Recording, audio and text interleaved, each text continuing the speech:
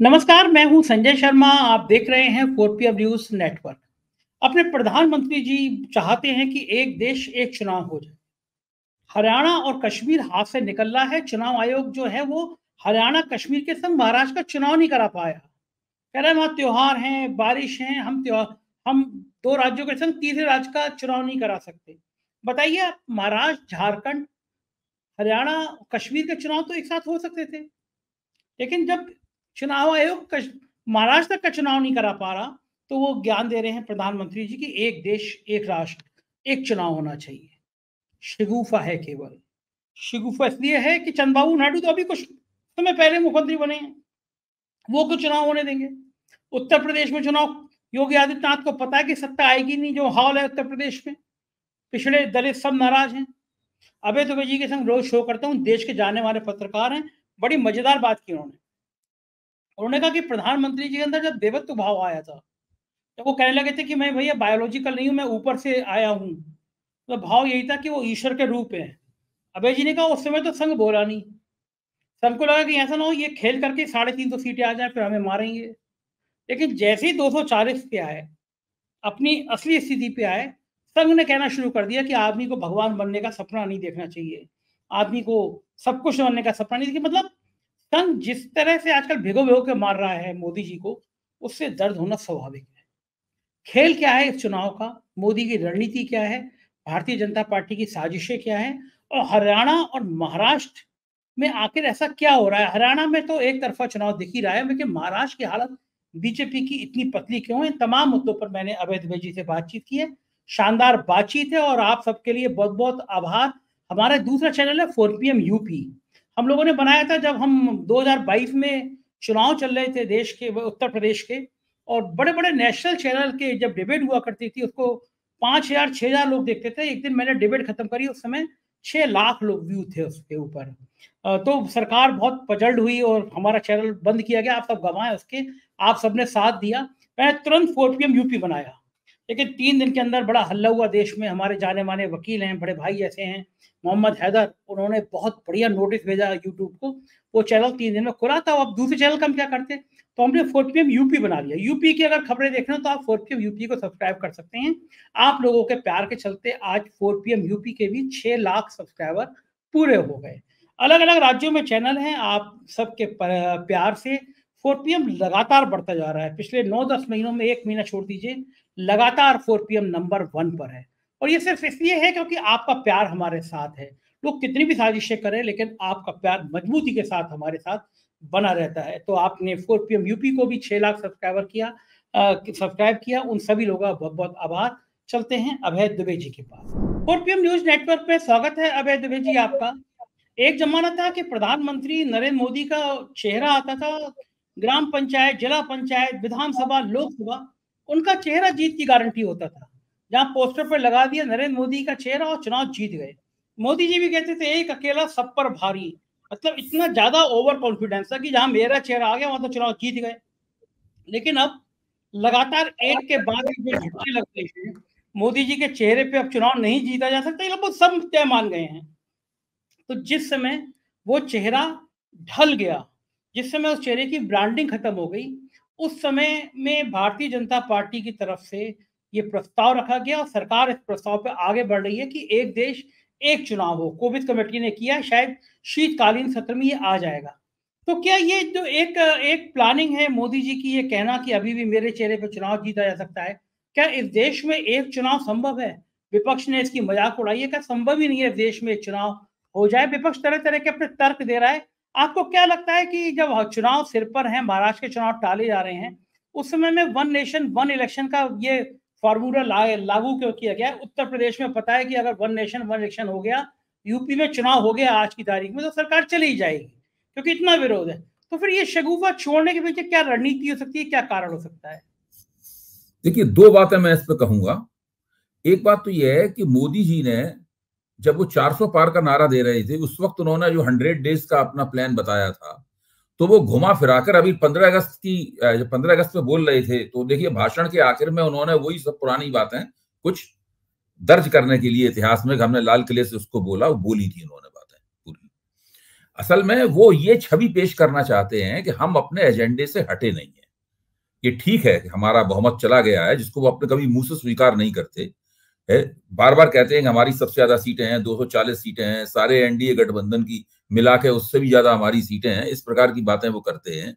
इसलिए पुरानी सारी बातों को, पुराने एजेंडे को बार बार दोहराते रहना और उनके प्रति अपना संकल्प जताते रहना, ये उनकी एक रणनीति है मोदी जी, जिसकी रणनीति का पहला एहसास भी तब हुआ था जब वो लाल किले की 15 अगस्त को लाल किले से अपना भाषण खत्म करने के लिए जा रहे थे।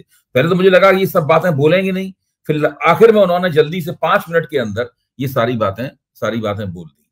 अच्छा, अब उनको अपना ये संकल्प दिखाना भी है लोगों को, तो उस वक्तव्य देने में क्या जाता है कि भाई हम सरकार इसका मसौदा तैयार कर रही है, सरकार ये कर रही है, यूनिफॉर्म सिविल कोड के बारे में भी इस तरह की चर्चा होगी, और ये कहेंगे भ्रष्टाचार के खिलाफ, हम उस भाषण में ये भी कहा था कि भ्रष्टाचारियों को बचाने की कोशिश हो रही है।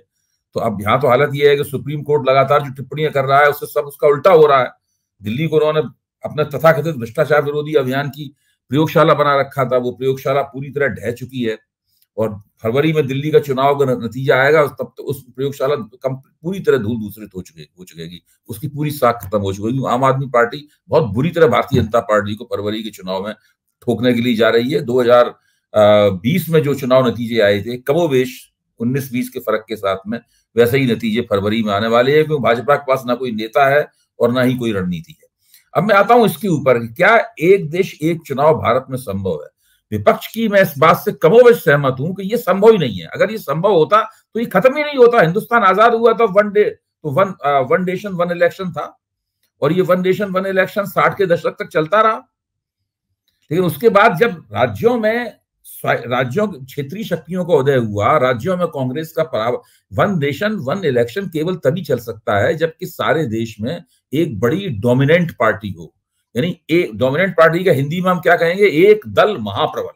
कांग्रेस आजादी के बाद में एक दल महाप्रबल थी। भारतीय जनता पार्टी एक दल महाप्रबल बनने से बहुत दूर है।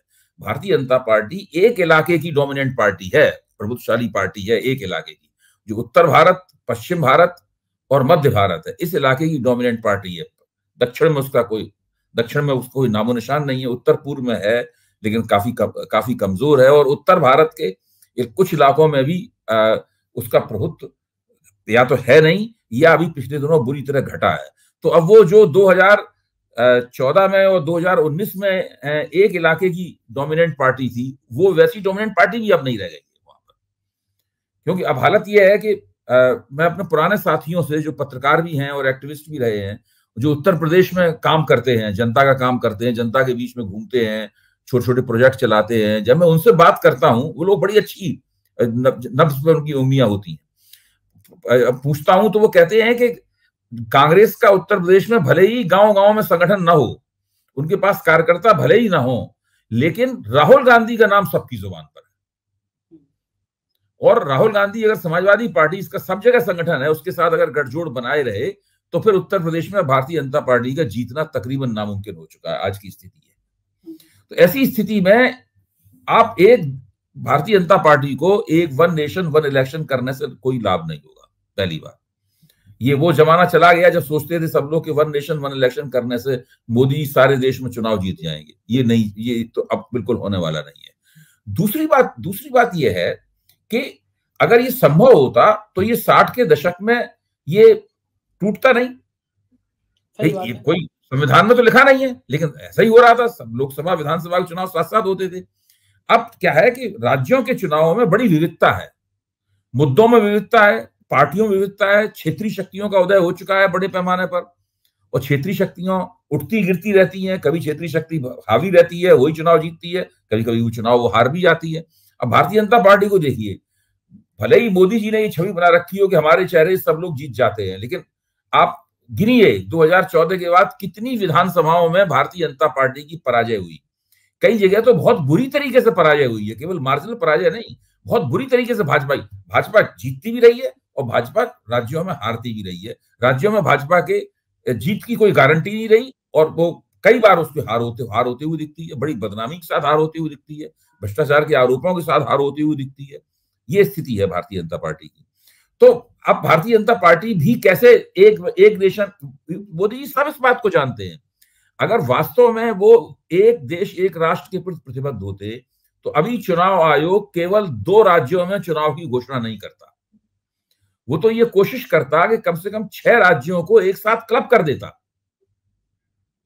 और देखिए, हेमंत सोरेन से आप इस्तीफा नहीं मांग सकते थे, ठीक है, चलिए कोई बात नहीं, लेकिन आप ये आपकी सरकार जो है महाराष्ट्र में कर सकते, हाँ महाराष्ट्र सरकार से इस्तीफा आप मांग सकते थे, आप हरियाणा सरकार से इस्तीफा मांग सकते थे, आप बिहार सरकार से इस्तीफा मांग सकते थे, आप सब इन सबसे इस्तीफा मांग के सबके चुनाव अभी कराने हुआ, सबके चुनाव फरवरी में करा देते या अभी करा देते, अक्टूबर नवंबर में सबके चुनाव करा देते आप, ये तो आप करा ही सकते थे, लेकिन ऐसा आपने कुछ नहीं किया। आप कम से कम महाराष्ट्र, झारखंड और महाराष्ट्र, झारखंड, कश्मीर और हरियाणा, इन 4 राज्यों के चुनाव तो एक साथ करा ही सकते थे। भले ही आप दिल्ली के और बिहार के चुनाव ना करा पाते, बिहार का चुनाव काफी दूर है, लेकिन इन 4 राज्यों को तो आप एक साथ कर ही सकते थे, वो भी आपने नहीं किया। असल में इतना 1 इंच का अगर राजनीतिक स्वार्थ होगा, उसको भी हल करने के लिए वो चुनाव आयोग का बेजा इस्तेमाल करेंगे। ये जानते हैं हरियाणा में चुनाव जीतने वाले नहीं है, जम्मू कश्मीर में चुनाव जीतने वाले नहीं है, महाराष्ट्र में चुनाव जीतने वाले नहीं है, झारखंड में चुनाव जीतने की कोई गारंटी नहीं है, हो सकता है कुछ प्रदर्शन अच्छा हो। ऐसी हालत में 4 राज्यों में एक साथ हारना अफोर्ड नहीं कर सकते।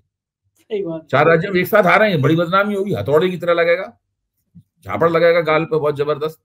तो वो सोचते हैं किश्तों में हारें तो अच्छा रहेगा, किश्तों में हारें तो प्रभाव जो है वो थोड़ा बिखर जाएगा, एक साथ उसका इम्पैक्ट नहीं होगा। तो ये बिल्कुल बेकार की बात है, और ये सिर्फ इनका ये दावेदारी है कि हमने जो कहा था वो हम कर रहे हैं। अच्छा, ठीक बीच चुनाव में जब कश्मीर में चुनाव की पहले चरण की वोटिंग भी हो गई, हरियाणा में चुनाव है, उसके बीच में इस शगुफे का छोड़ने का मतलब क्या है? ये बात कुछ दिन बाद भी हो सकती थी, चुनाव का रिजल्ट आने के बाद हो सकती थी, बीच चुनाव में इस लाइन को कहने का मतलब क्या? क्या खेल करना चाहते हैं? कोई खेल नहीं, देखिए खेल करना अब इनके हाथ में भी नहीं रह गया है। एक तो यह है कि हम लोगों को भारतीय जनता पार्टी और नरेंद्र मोदी के संदर्भ में मास्टर स्ट्रोक, खेल करना, बड़ा जबरदस्त राजनीतिक दावड़, ये सब इस भाषा का इस्तेमाल हम लोग 10 साल से करते करते अभ्यस्त हो गए हैं। कोई खेल वेल करना इनके हाथ में है नहीं। खेल वो लोग करते हैं जिनमें खेल करने की क्षमता होती है।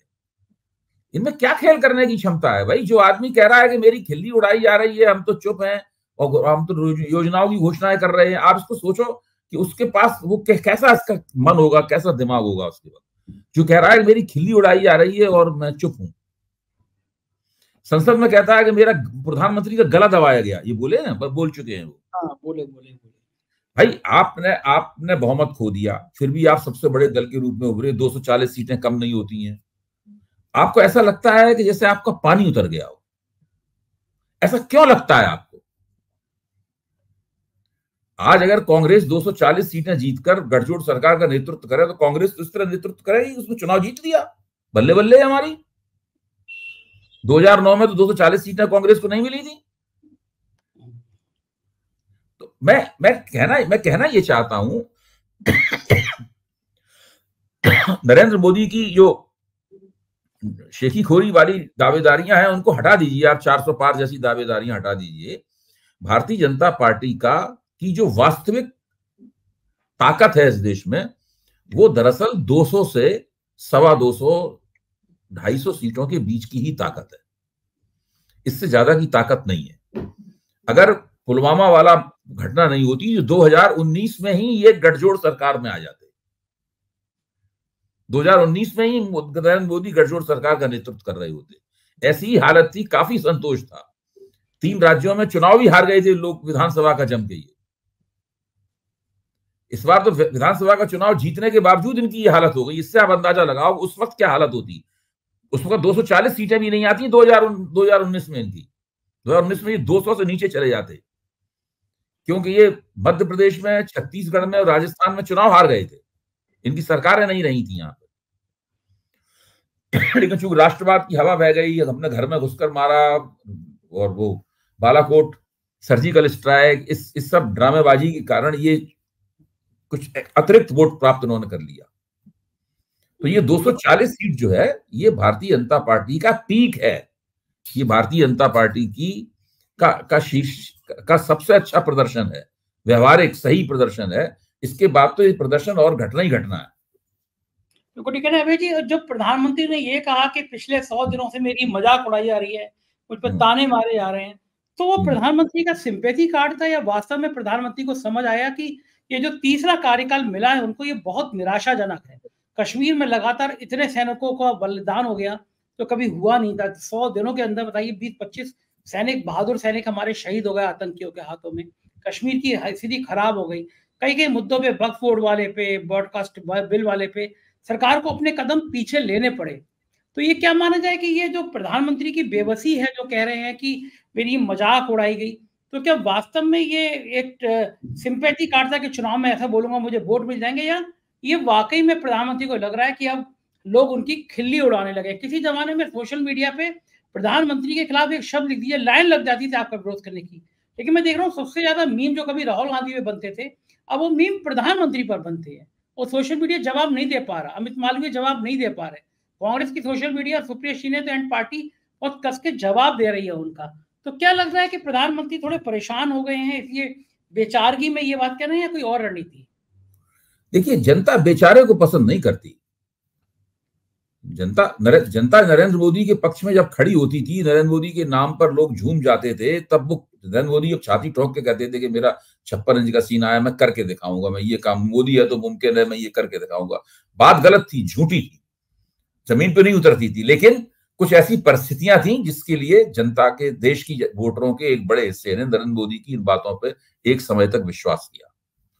अगर नरेंद्र मोदी की बातों पर जनता विश्वास कर रही होती तो नरेंद्र मोदी की ये बात भी मान ली होती कि विपक्ष हमारे खिलाफ गलत प्रचार कर रहा है, हम संविधान बदलने वाले नहीं है, हम आरक्षण को हटाने वाले नहीं है। लेकिन आप देखिए, जनता ने नरेंद्र मोदी की बातों पर विश्वास क्यों नहीं किया? जनता ने राहुल गांधी की बात पर विश्वास क्यों किया? जनता ने अखिलेश यादव की बात पर विश्वास क्यों किया? ये एक बहुत, मोदी को अपने गिरेबान में मुंह डाल के ये पूछना चाहिए। जो जनता उनकी बात मानती थी, उस जनता ने 2024 में इनकी बात सही क्यों नहीं माना? अगर आप मुझसे पूछें तो मैं ये कहूंगा कि नरेंद्र मोदी की पार्टी ईडब्ल्यूएस कोटे जैसी चालाकियां तो कर सकती है, लेकिन ये घोषणा नहीं कर सकती संविधान शुरू करके कि आरक्षण खत्म हो गया। ये अभी हैसियत नरेंद्र मोदी की पार्टी की नहीं है। लेकिन जब विपक्ष के नेताओं ने कहा कि ये आरक्षण खत्म करने वाले हैं, तो आखिरकार लोगों ने क्यों ये बात सही मान ली? आज भी उत्तर प्रदेश, आप तो उत्तर प्रदेश की राजनीति में बड़ी महारत रखते हैं, एक चप्पे चप्पे की आपको जानकारी है, हर घटना का आप विश्लेषण करते हैं। उत्तर प्रदेश का दलित और पिछड़ा इस वक्त भारतीय जनता पार्टी के खिलाफ है।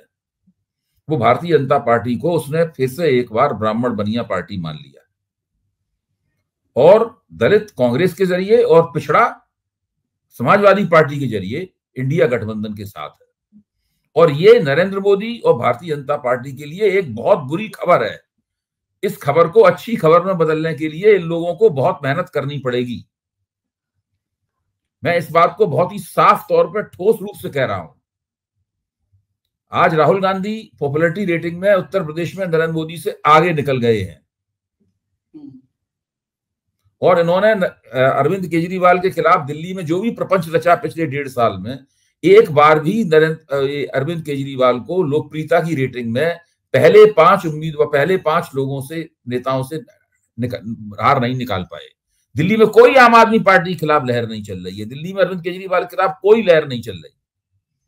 अगर भाजपा वाले ये मानते हैं तो ये मुगालते में है। तो अभी इनको पता चलेगा कि 2 फरवरी के महीने में इनका क्या हश्र होने वाला है। और ये उत्तर प्रदेश में जब चुनाव होंगे तब आप देखिएगा उत्तर प्रदेश में लोगों को क्या हश्र होने वाला है। हाँ, सही बात है। हरियाणा में तो कांग्रेस ने फिर टर्म कार्ड चल दिया। हरियाणा में तो ऐतिहासिक पराजय होने जा रही है। फिर सिलेंडर की बार वहां पे शुरू हो गई है कि सिलेंडर हो जाएंगे, देखिए उसमें स्तब्ध रह जाएंगे। हाँ बोलिए। उसमें आज कांग्रेस ने घोषणा पत्र में फिर ये कहा कि महिलाओं को 2,000 रुपए मिलेंगे, सिलेंडर हम सस्ता करेंगे, सिलेंडर इस दर पे देंगे। आपको याद होगा राजस्थान में भी सिलेंडर की बात छिड़ गई थी। कांग्रेस ने कहा हम 450 को देंगे, बीजेपी ने कहा हम 400 को देंगे। सरकार बनने के बाद हम ढूंढते रहे कि वो इलेक्शन सिलेंडर कहाँ चला गया। उत्तर प्रदेश में अमित शाह ने कहा कि सरकार बनने दीजिए, हर होली पर सिलेंडर मुफ्त मिलेगा। कई होली बीत गई, सिलेंडर दिखता नहीं है। तो ये जो घोषणाएं हैं चुनाव की, लेकिन आज कांग्रेस ने जो 7 चुनावी घोषणाएं जारी करी हैं, हरियाणा में उसका बड़ा भयंकर स्वागत किया गया। कांग्रेस का जो घोषणा पत्र है, पिछली बार प्रधानमंत्री ने ये कहकर कि भाई कांग्रेस के घोषणा पत्र में ये है कि सब कुछ छीन के मुसलमानों को दे देंगे, सब कुछ आपका मुसलमान ले जाएंगे। उस घोषणा पत्र कांग्रेस के बहुत बड़े नेता ने मुझसे कहा कि हम भी मान रहे थे हमारे घोषणा पत्र को 50,000 से ज्यादा लोग नहीं पढ़ेंगे, किसी पार्टी के घोषणा पत्र नहीं पढ़ते। लेकिन प्रधानमंत्री ने उसको इतना प्रचारित किया, बोले हमें उम्मीद नहीं थी कि लाखों में घोषणा पत्र डाउनलोड करके पढ़े लोगों ने कि देखे इसमें है कहाँ, मुसलमान तो कहीं था नहीं, मुसलमानों को दे देंगे। तो प्रधानमंत्री के प्रचारित करने से कांग्रेस का घोषणा पत्र और ज्यादा चर्चा में आ गया। इसीलिए जो ये प्लानिंग हो रही है कांग्रेस की रणनीति के तौर पर, क्या लग रहा है कि इस बार कुछ थोड़ा ज्यादा अकलमंदी से कांग्रेस चुनाव लड़ने लगी है? और हरियाणा में ये अपोजिशन कह रहा था कि ये सेल्फ गोल कर देंगे, कांग्रेस पे फूट पड़ जाएगी। कम से कम हरियाणा में तो ऐसी कांग्रेस पे भी कोई बात दिखाई दे नहीं रही है। संजय जी, आपके सवाल के जवाब में 2 बातें। पहली बात तो ये है कि ये इन्होंने जो कांग्रेस के प्रचारक का रोल प्ले किया था घोषणा पत्र के संदर्भ में लोकसभा चुनाव के दौरान, आजकल यही भूमिका ये राहुल गांधी को लोकप्रिय करने में निभा रहे हैं।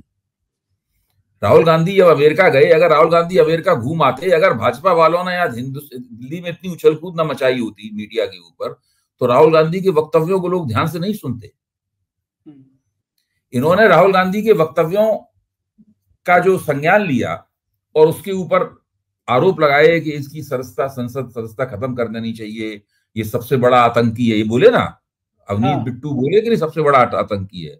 और गिरिराज सिंह ने कहा ना इनकी सांसदी खत्म कर दी जानी चाहिए, किसी ने कहा इन्हें गिरफ्तार कर लिया जाना चाहिए, किसी ने कहा इन पर गद्दारी का मुकदमा रखना चाहिए। ये सारी बातें राहुल गांधी की गई।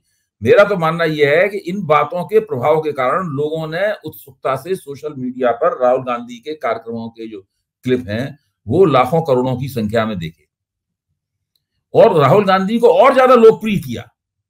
तो ये लोग राहुल गांधी के मुफ्त के प्रचारक हैं, ठीक उसी तरह जिस तरह उन्होंने लोकसभा चुनाव के दौरान कांग्रेस के घोषणा पत्र का मुफ्त में प्रचार किया था। और ये बात भाजपा की समझ में नहीं आ रही है। अगर ये बात समझ की, हम लोगों ने तो ये बात उस वक्त भी कही थी, आपको याद होगा जब लोकसभा चुनाव के दौरान हम लोग कार्यक्रम करते थे, तो अगर उस वक्त समझ में आ जाती बात तो ये राहुल गांधी का भी मुफ्त का प्रचार नहीं करते। देखिए, जब नेता जब चढ़ान पर होता है, यानी जब उसका ग्राफ ऊपर चढ़ रहा होता है, तब आप उस पर अटैक करोगे तो आप उसका भला करोगे, अपना नुकसान करोगे। इस तरह मोदी जब चढ़ान पे थे, उन पर अटैक किया था तो मोदी को फायदा होता था, हमला करने वाले का नुकसान होता था। वही स्थिति में राहुल गांधी इस वक्त, जितना राहुल गांधी पे हमला किया जाएगा उतना राहुल गांधी का ग्राफ ऊपर बढ़ेगा, वो जनता के बीच में वो बंदा लोकप्रिय होगा। ये भारतीय जनता पार्टी को अभी तक समझ में नहीं आया है। ये समझ क्यों नहीं पा रहे? इतनी लंबी चौड़ी टीम है, प्रधानमंत्री जी के इर्द गिर्द इतने काबिल लोग रहते हैं, बीजेपी की IT सेल है। देखिए, इसको इमेज ट्रैप कहते हैं संजय जी, इसको इमेज ट्रैप कहते हैं कि लोग अपनी ही बनाई हुई इमेज में फंस जाते हैं। मोदी जी अपनी बनाई हुई जो इमेज होती है, छवि होती है, वो एक बुलबुला होता है। आदमी उस बुलबुले में रहना शुरू कर देता है, वो मानता ही नहीं है कि ये बुलबुला फूट गया है, वो यही मानता है कि वैसा ही हो रहा है। और आसपास के तमाम चाटुकार भी उसे ठीक से सोचने नहीं देते।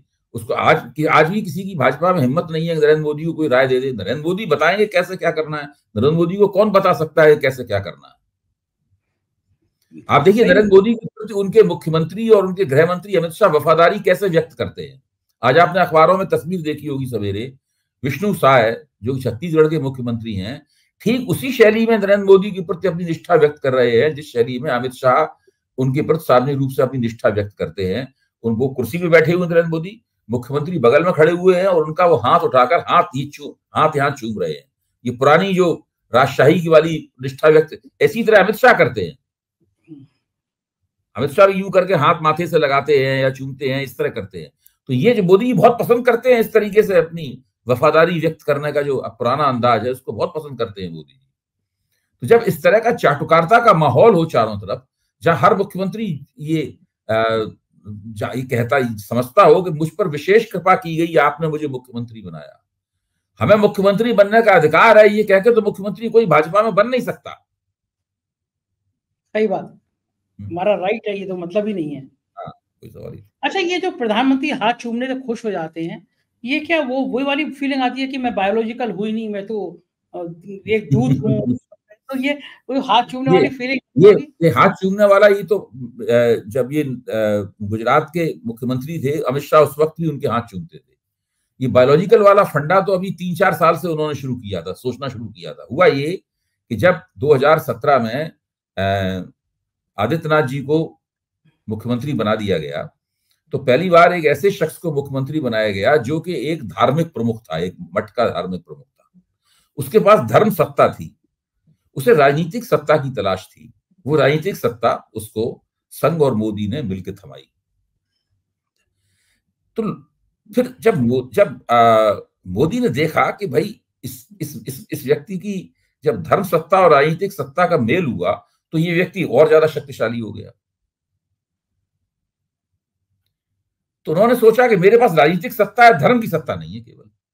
योगी के पास धर्म सत्ता थी, राजनीतिक सत्ता चाहिए थी, जो मोदी जी ने उनको दी। नरेंद्र मोदी को कोई दे नहीं सकता था सत्ता, उनके पास राजनीतिक सत्ता तो सर्वोच्च थी ही। तो उन्होंने एक योजना बनाई, एक बहुत जबरदस्त किस्म का प्लान तैयार किया, जिसमें उन्होंने तय किया कि वो हर मंदिर में जाएंगे, वहां पूजा करेंगे, प्राण प्रतिष्ठा करेंगे, वहां पर उद्घाटन करेंगे मंदिरों का, और फिर गुफाओं में बैठकर गेरुआ वस्त्र पहनकर, पगड़ियां तरह तरह की बांधकर, सफेद और भगवा, तस्वीरें खिंचाएंगे, गंगा में जाएंगे, गंगा आरती में भाग लेंगे। लगातार वो धार्मिक कार्यक्रमों में भाग लेने लगे, और इसके लिए उन्होंने शंकराचार्यों तक के अधिकार को छीन लिया।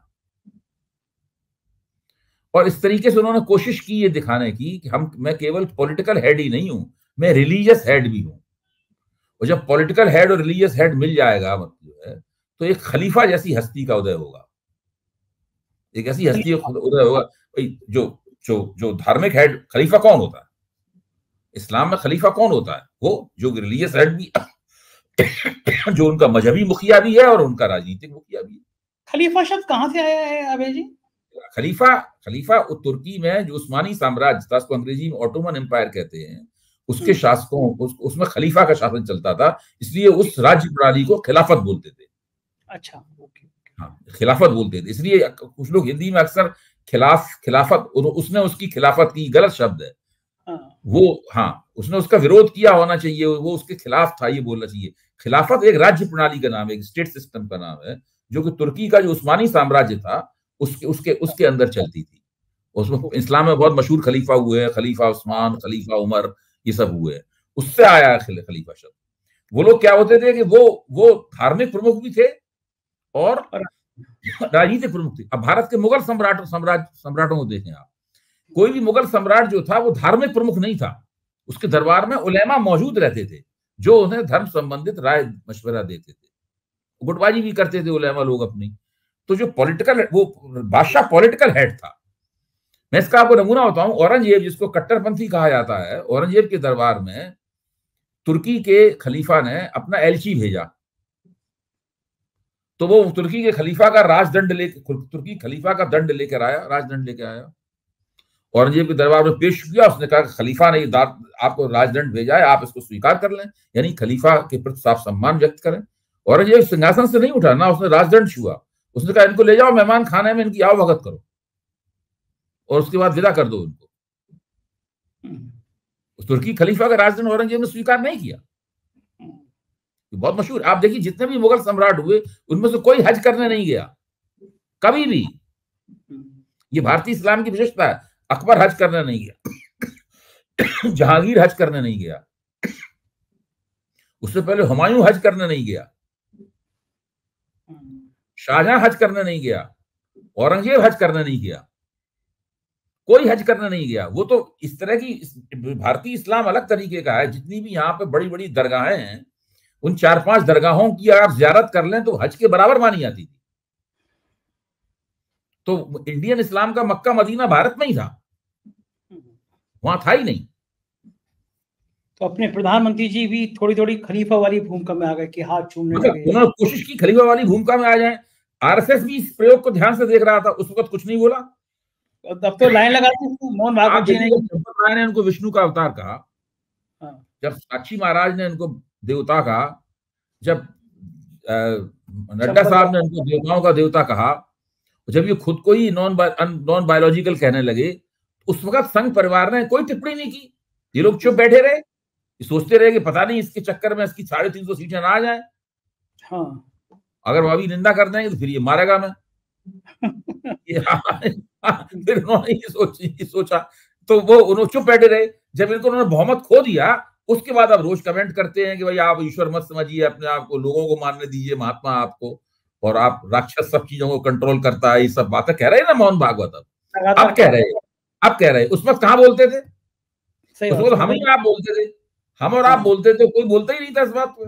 कोई बोलता नहीं था। चैनल पे बोला, मैंने एबीपी चैनल उस वक्त बोला था कि अगर नरेंद्र ये इतनी सीटें मिल गई तो इनका खुद मंदिर बनेगा नरेंद्र मोदी का, और ये खुद ही उसकी प्राण प्रतिष्ठा करने जाएंगे, और दूसरी प्राण प्रतिष्ठा का अधिकार केवल डोनाल्ड ट्रंप को होगा। आपने कहा था, हमारे चैनल पे भी कहा था, कहा था, मुझे याद है। सही बात है। अब देखते हैं कि नतीजे बताएंगे कि खलीफा जी की खलीफागिरी काम आई या नहीं आई। बहुत बहुत शुक्रिया अभय जी, आपने समय निकाला। आप व्यस्त हैं, अपने कार्यक्रम कर रहे हैं दिल्ली में, शानदार महाभारत के ऊपर कुछ कर रहे हैं ना आप? इसमें महाभारत कर रहे हैं, उसका शीर्षक है महाभारत और औपनिवेशिकता का प्रत्याख्यान। बताइए कहाँ पे कर रहे थे? ये इंडिया इंटरनेशनल सेंटर में कार्यक्रम चल रहा है, और देश के बड़े बड़े विद्वान आए हुए हैं। मैं इसकी तस्वीरें वगैरह भिजवाऊंगा आपके पास। हाँ, थोड़ा दर्शक कोई देखना चाहे तो आ सकता है दिल्ली का दर्शक देखने। हाँ, क्यों नहीं, भेजिए। कल चलेगा ये, मतलब आज चलेगा ये कार्यक्रम? आज तो हो गया पूरा दिन, कल पूरा दिन और चलेगा। चलिए, कल शाम को 5 बजे तक चलेगा। बहुत बहुत शुक्रिया। दिल्ली के जो दर्शक हों वो सुनिएगा, बहुत बहुत शानदार कार्यक्रम अभय जी कर रहे हैं। बहुत बहुत शुक्रिया अभय जी आपका, थैंक यू। तो ये अभय द्विवेदी जी, मुझको यकीन है ये बातचीत आपको पसंद लगी आई होगी। कुछ और कहना हो आपको तो जरूर बताइएगा, आपकी राय का मुझे इंतजार रहेगा। चैनल को ज्वाइन करना और सब्सक्राइब करना ना भूलें। शुक्रिया, थैंक यू।